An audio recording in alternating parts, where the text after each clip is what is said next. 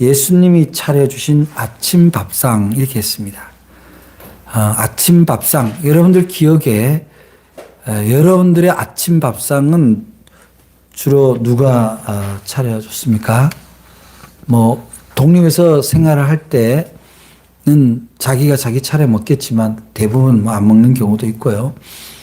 대부분 누가 차려줬습니까? 어머니죠, 어머니. 그래서 아침 밥상 하면은 누구보다 먼저 일어나서 가족들의 일과를 준비하고 사랑으로 밥상을 차린 어머니가 생각납니다. 그래서 오늘 그 예수님이 부활하셔서 이제 세 번째 이제 제자들에게 나타나는데, 아침밥을 물고기를 잡으러 간 제자들에게 준비하시는 장면이에요. 근데 성경에 왜 예수님이 이렇게 친히 밥상을 차리고 이 먹는 거를, 육신에 먹는 거를 이렇게 등장시키는 게 있을까? 그런 생각을 하게 되는데,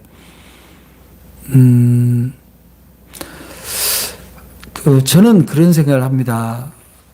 누군가 내게 아침밥을 준비를 해준다라는 것은 대단한 정성인데, 그 대단한 정성은 정말 사랑하지 않으면 어렵죠. 물론 뭐 누군가 손님이 와서 대접을 한다 그러면 뭐 굳이 집에서 안 하면 뭐 아점 겸해서 바깥에서 뭐 사 먹고 그런 게 대부분이죠. 그래서 요즘 이제 그 누군가 식사 초대를 이렇게 집으로 하는 경우가 참 드물어요. 집으로 하는 경우가 드문데, 제가 얼마 전에 제가 이렇게 사역하는 생명과 문학의 이제 여름 행사를 앞두고 제가 잠깐 어디 행사 준비하기 위해서 잠깐 다녀왔는데, 거기에 집 주인이 진짜 자기가 밥을 해서 준비를 했더라고요. 식당이 아니고 김치찌개를. 내가 그래서 깜짝 놀랐어요. 그분이 또 뭐 여성분도 아니고 남자분인데, 시인인데. 그래서 좀 감동이 남다른 것 같아요. 누군가 친히 밥을 준비를 해서 준다는 거는. 여러분도 오해하지 마세요. 혹시 뭐 여러분들 저 초대해서 집에서 우리가 밥을 해야 되나, 그런 건 아니고요. 근데 이제 몇 해 전에 제가 데이비드 그레고리라는 분이 쓴 그 책 중에 예수님과 함께 한 저녁 식사, 그런 뭐 책이 있었어요.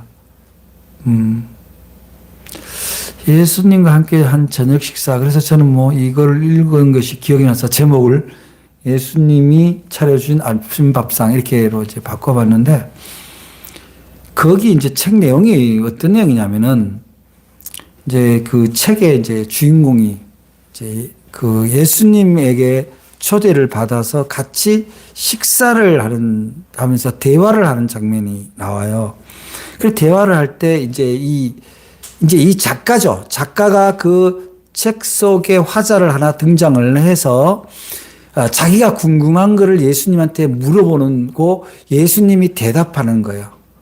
대답을 할 때 마치 타임머신을 타듯이, 예를 들어서 예수님 그 가나안 혼인 잔치에서 왜 물로 포도주를 만드셨어요? 이렇게 물으면 그 가나안 혼인 잔치 현장으로 가서 거기 얘기를 어떤 문학적 상상력을 가지고 현장을 묘사해서 보여주는 그런 장면이죠.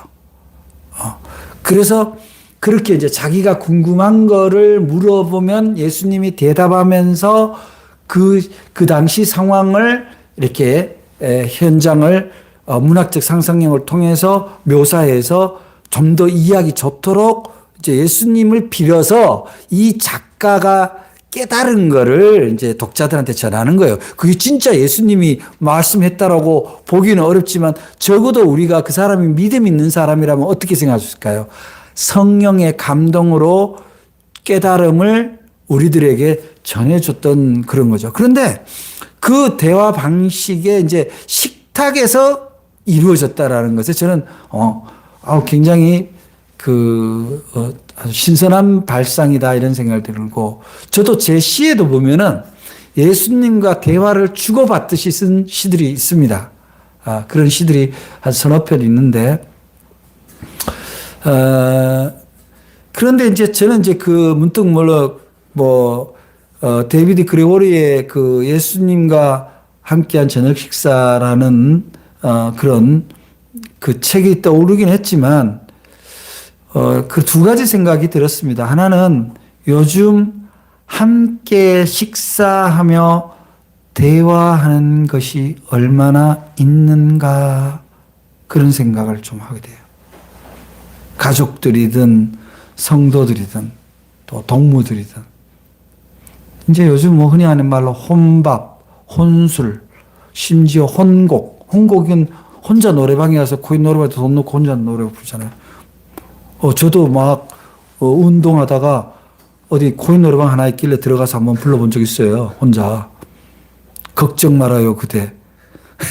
뭔가 걱정된 일이 있었나. 그 노래가 막 떠올라서 한번 부르고 가야 되겠다. 왜냐면, 밤에 모자 쓰고 이렇게 산책을 하는데 길거리 가면서 노래 부를 수는 없잖아. 그런데, 요새 저 또래나 저보다 조금 젊거나 이렇게 이제 가장이 되는 사람들 있잖아요. 이런 사람들이 사실, 뭔가 누구 초대해서 자기 얘기를 진솔하게 초대받아서 진솔하게 얘기하는 기회가 없습니다. 어떻게 보면 외롭죠.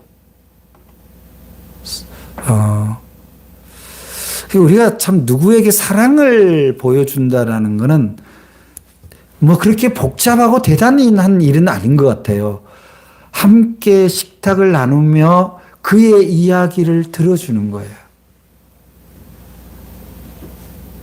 그리고 그에게 내 마음을 그냥 이렇게 흘러보내주는 것이, 그게 진짜 사랑의 교제가 아닌가, 그런 생각을 합니다. 그런데 오늘 성경에 예수님이 사랑하시되, 그 제자를 사랑하시되, 그냥 말씀으로, 건의로만 사랑하시는 것이 아니라 친히 조반을 준비하실 정도로 사랑하시는 거예요. 숯불을 피우고 밥을 하고 생선을 굽고. 여러분 상상해 보세요. 그런데 이거를 그냥 그때 예수님은 그렇게 하지만 이제는 예수님이 그렇게 하실 수는 없죠. 육신의 밥을 내 밥상 차려주기 위해서 예수님이 우리 집에 오신다고 생각하기가 어려우니까. 그런데 그렇지 않다라는 걸 오늘 여러분에게 말씀드리고 싶은 거예요. 여러분, 우리가 누군가와 식탁을 나눌 때, 사랑의 식탁을 나눌 때 예수님이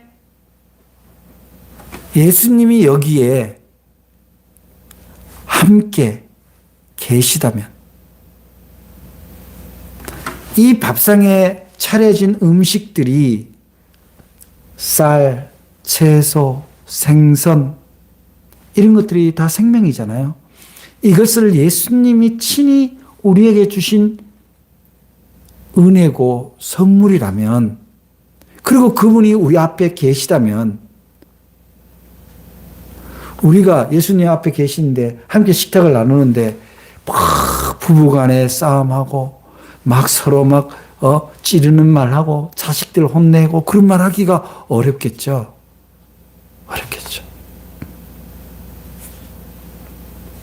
그리고 만약에 주님이 이 밥상에 식탁에 함께 계시다면 주님이 우리를 어떻게 보실까? 주님이 무슨 말씀을 함께 하실까? 주님이 우리 먹는 음식을 보고 뭐라고 하실까? 그런 생각을 하게 되는 거예요.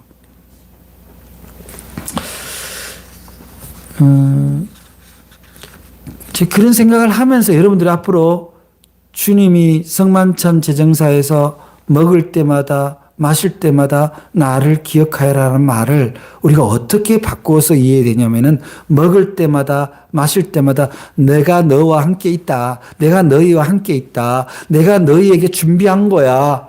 라고 우리가 믿음으로 이해하고 고백해야 돼요. 그거는 내가 예수님 앞에 조심해야 되겠다라는 것보다는 모든 것을 하실 수 있고 누구보다 사랑하시는 주님이 나와 함께 하시다는 사실이에요.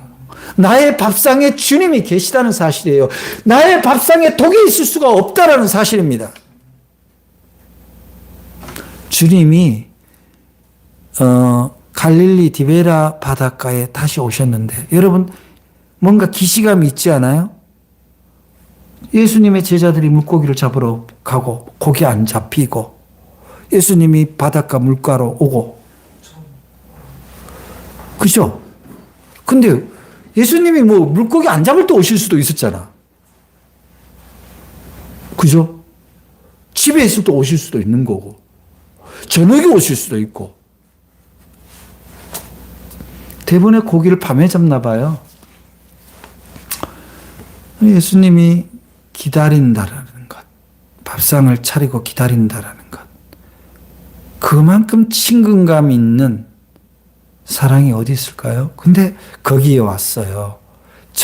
제자들을 처음 만나서 그때 그물이 찢어지도록 고기를 잡았던 기억을 그 현장으로 다시 온 거예요.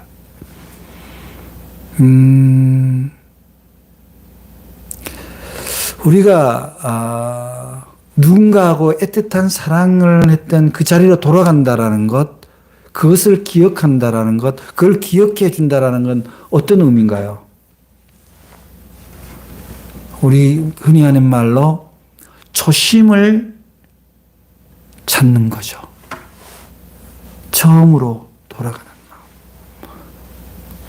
그때를 다시 기억하는 마음. 엄밀한 의미에서 처음 예수님을 만나서 3년 동안 따라다녔던 이 제자들은 예수님 십자가 앞에서 어떻게 됐습니까? 다 무너졌습니다. 사랑이 산산조각이 난 거예요. 그들의 인생도 산산조각이 난 거예요. 그 예수님 십자가 달려서 체포되기 직전까지도 베드로가 무슨 얘기했냐? 나는 누가 어떻게 할지 모르지만 나는 끝까지 주님을 떠나지 않겠다 그랬거든. 불과 몇 시간 전에 그랬던 그가 그 약속도 믿음도 깨진 거예요. 그 예수님이 체포되고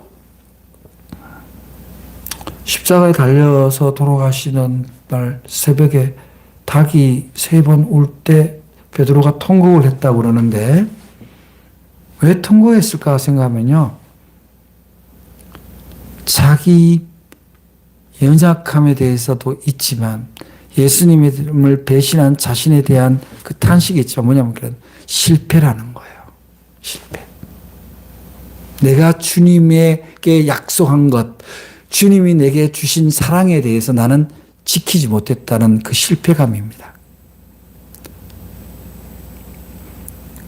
그래서 똑같은 장소에서 다시 시작하는 여러분 그게 부활입니다.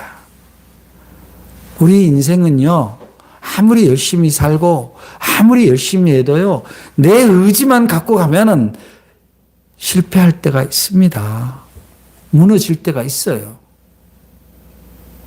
근데 주님을 만났던 처음 자리로 여러분들 돌아간다면 거기에 가보면 예수님이 여러분을 사랑하고 여러분을 위해서 준비한 식탁이 있다는 사실을 믿으시기 바랍니다.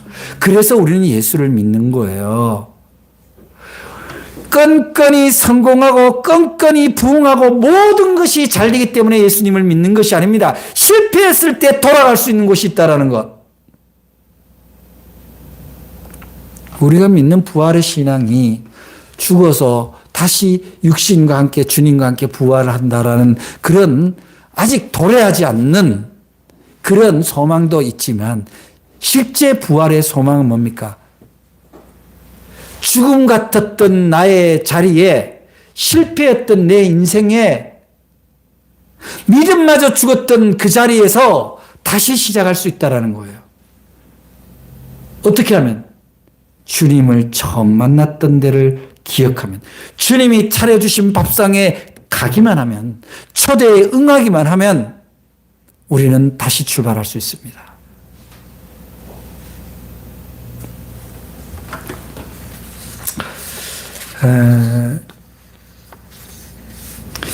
우리가 이제 그 예수님이 영적인 걸 갖고 이렇게 많이 이제 생각을 합니다. 육의 양식은 자꾸 뒤로 미루고 뭐 자꾸 영적인 거 또 종교적인 거 막 이런 것에만 예수님을 적용하는데 예수님은 그렇지 않다라는 걸 오늘 보여주는 거예요. 여러분, 예수님이 행하신 이적 중에 대표적인 이적이 뭡니까? 오병이 어 기적이잖아요. 오병이 어 기적에서 뭐 거기 예수님 말씀 들어왔던 사람들 5천 명이 다 뭐 성령 받고 뒤집어져서 그다음부터 다 제자가 됐다는 기록은 없어요. 오병이의 기적의 핵심이 뭡니까? 그들에게 뭘 줬다는 거예요. 먹을 것을 주었다라는 거예요. 누구 때문에? 소년의 도시락으로. 떡 5개와 물고기 2마리를 가지고 5천 명을 먹고도 12강주리가 남는 먹을 것을 주시는 주님의 사랑을 증거한 겁니다. 거기서 몇 명은 예수님을 따라왔겠죠. 거기서 몇 명은 자기가 살던 자리로 가서 예수님을 증거했을 거예요. 우리는 메시아를 만났다, 예수를 만났다. 그렇게 증거했겠죠. 거기 5천 명이 다 그렇게 했으리라고 보지는 않습니다, 저는. 그러나 예수님은 그것을 기대하고 먹을 거를 준 건 아니다, 이 말이죠. 얘는 나를 잘 믿을 거니까 너 물고기 2마리, 고기 5덩어리로 먹어. 그렇게 하신 게 아니에요. 일단 먹입니다.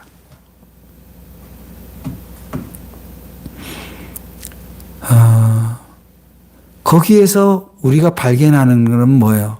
예수님이 보여주시는 것은 뭐예요? 첫째는 먹이는 것을 소중히 여기신다. 먹이는 것을. 육의 양식을 반드시 포함합니다.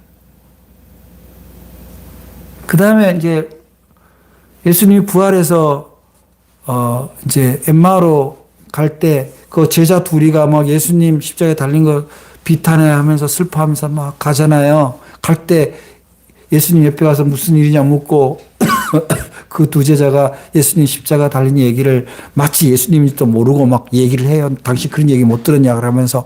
근데 예수님이 그런 얘기를 성경에 있는 얘기를 막 해주면서 그게 이미 하나님의 뜻에 의해서 이미 예비된 일이다. 이런 거를 다 설명을 해주는데도 처음에 못 알아들어요. 그리고 갑니다. 그리고 갈 때 예수님이 그 제자들이 모여 있는 그 방으로 집으로 가죠. 그리고 가서 거기서 예수님이 그들하고 밥을 먹어요. 그때 어떻게 돼요? 얘들아 밥 먹자 이렇게 하는 거죠. 예수님이 가서. 그때 밥을 먹고 나서 그 제자들이 예수님을 알아봐요. 참 신비합니다. 먹을 거를 주님이 알아보는 거예요. 이거 굉장한 메시지예요. 사람이 줄이고 있는데 성경을 외우면 네가 먹을 게 생긴다라고 얘기하는 게 아니에요. 줄이고 병들고 억울하고 갇혀 있으면 그거를 먼저 풀어줘야 돼요. 그게 주님이 사역을 하실 때 첫 번째 방식입니다. 가나안 혼인잔치에서 물로 포도주를 만드는 거는 제가 누차게 하지만 포도주처럼 변해라고 가르쳐 주는 게 아니라는 사실이에요. 그건 나중에 그렇게 알레고리식으로 그렇게 끼워 맞춰서 설교하는 거지. 물로 포도주를 만든 거는 잔치를 베풀어 주는 거예요. 마실 거를 주는 일이었어요. 그 자리에 맞는 양식을 준 것뿐이에요. 너무 강하게 거기다 붙이지 말았으면 좋겠어요. 틀렸다는 건 아니에요. 그렇게 이해할 수도 있어요. 있지만 예수님은 먹고 마시는 일을 소홀히 하지 않는다는 거죠. 그렇지만 예수님이 먹고 마실 거를 책임진다라는 거잖아요. 그렇기 때문에 뭐라 그래요, 예수님은? 제발 너희들은 뭘 먹을까, 뭘 입을까 걱정하지 마라. 하늘에 나는 새도, 들에 자라는 백합화도 하늘이 다 먹이고 입히시거든. 그건 다 이방인들이 하는 일이다. 먼저 그의 나라와 그 의를 구하면 그 모든 것을 더해 주신다라는 것을 위하여 주님이 어떻게 하신다? 먹을 것을 준비하신다는 사실이에요. 자, 이제 예수님이 아침밥을 차려놓고 제자들을 다 불렀습니다. 근데 이 고기를 배 오른쪽으로 그물을 내려라 해서 고기를 잡았는데 153마리입니다. 모나미 볼펜 성공한 게 그 153이에요. 처음에 나올 때. 모나미 사장님이 153을 볼펜을 처음 만들 때 모나미 볼펜. 볼펜의 상징이잖아요. 그죠? 모나미 볼펜이. 그 볼펜은요. 놀랍게도 한 번도 디자인을 바꾸지 않아요. 그런데 50년을 이상을 아무 문제 없이 지금도 많이 팔려요.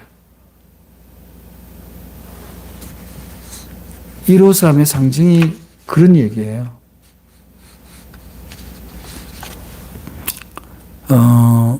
그래서 어쨌든 이 153마리가인데 그때는 막 그물이 찢어졌다 나오잖아. 그물이 찢어지도록 이렇게 나오잖아요. 그죠? 처음 했을 때는. 근데 지금은 그물이 찢어졌다는 게 안 나와요.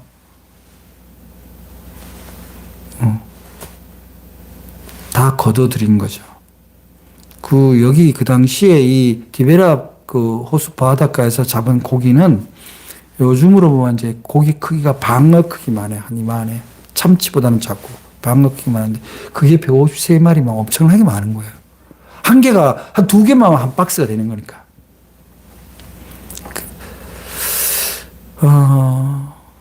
그런데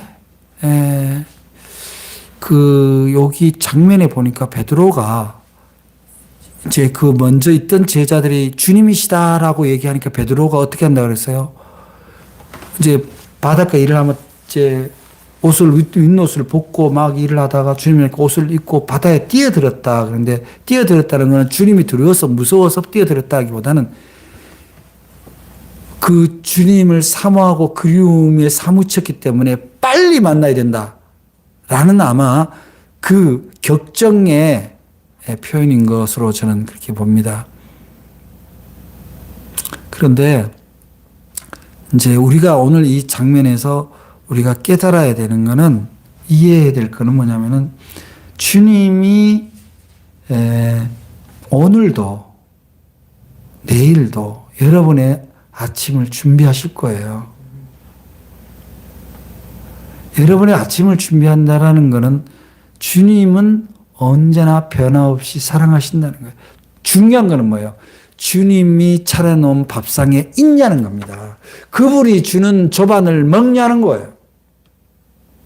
그러면 어떻게 됩니까? 주님이 너희들이 먹는 것 갖고 걱정하지 마. 먹고 사는 거 걱정하지 마. 그거는 내가 차려줄 거야. 내가 준비해 줄 거야. 여러분 믿으시기 바랍니다. 그것 때문에 양심을 팔고 그것 때문에 신앙을 팔고 그것 때문에 자존심을 팔고 그것 때문에 가치를 팔지 말라는 겁니다. 여러분의 인생의 아침은 주님이 준비합니다. 그래서 뭘 주신다는 거예요, 주님이? 여기 주님이 그런 요한복음 16장 33절에 말씀하시기를 이것을 너희에게 이르면 너희로 내 안에서 평안을 누리게 하려 함이라. 세상에서는 너희가 환난을 당하나 담대하라. 내가 세상을 이겼노라 하시리라. 주님이 그런 하루를 시작하면서 우리한테 주시는 선물은 뭐냐면은 담대함과 평안함의 소망입니다. 여러분들 부활의 예수를 믿는 것을 죽어서 육신이 다시 부활하는 그런 어떤 것에 너무 만져지지 않고 느껴지지 않는 것에 이렇게 믿음을 거는 것, 그걸 믿지 말라는 것이 절대 아닙니다. 거기보다는 주님이 아침마다 나를 초대를 하시는데 왜 초대하냐면 평안함과 새 소망을 주는 거다. 새 소망을. 그래서 여러분 아침에 일어나면요, 하나님께 감사하시기 바랍니다. 하나님이 오늘도 주님 안에서 우리를 평강 가운데 보내게 하시려고 이렇게 아침을 주셨구나. 근데 사람들이 요즘은 시대가 이렇잖아요. 막 바쁘게 사니까 아침을 거르고 막 갑니다. 좀 안타깝긴 하죠. 물론 밥은 그럴 수는 있어요. 그러나 이제 간단하게라도 나는 아침을 뭘 먹기를 원해요. 그러면서 기도하기를 원해요. 주님, 오늘도 저에게 이렇게 일용할 양식, 새 아침을 주셔서 감사합니다. 그렇게 해서 주님이 주는 양식으로 나갑니다. 하루를 시작합니다. 이렇게 출근길, 등굣길이 되면 어떻게 우리의 인생이 실패하겠어요? 어떻게 우리의 인생이 누구하고 다툼이 있겠냐고.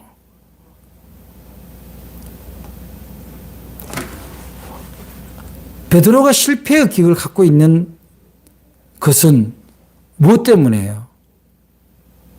주님과 함께 했던 식탁을 잊어버렸기 때문이에요. 주님과 함께 먹고 마셨던 만찬을 잊어버린 거예요.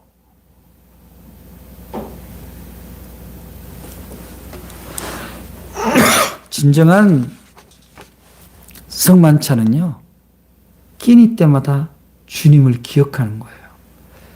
진정한 부활의 소망은요, 아침마다 새로운 삶을 시작하는 겁니다.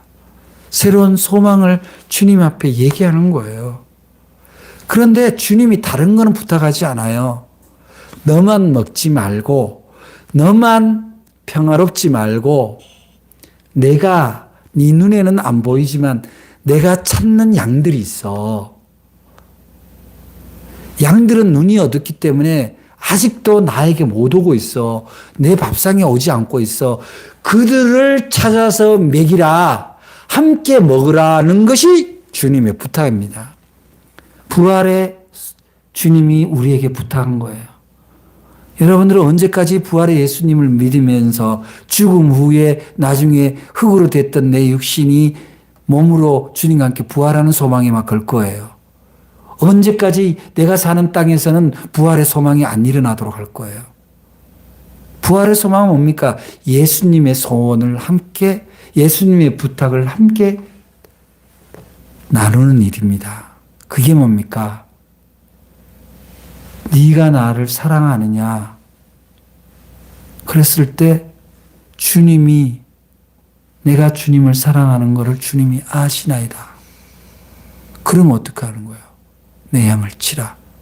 내 양을 먹이라. 3번 당부한 거예요. 예수님이 아침 밥상 차려놓고 불러서 같이 밥 먹고 내가 너를 사랑한다. 너도 나 사랑하지? 오케이.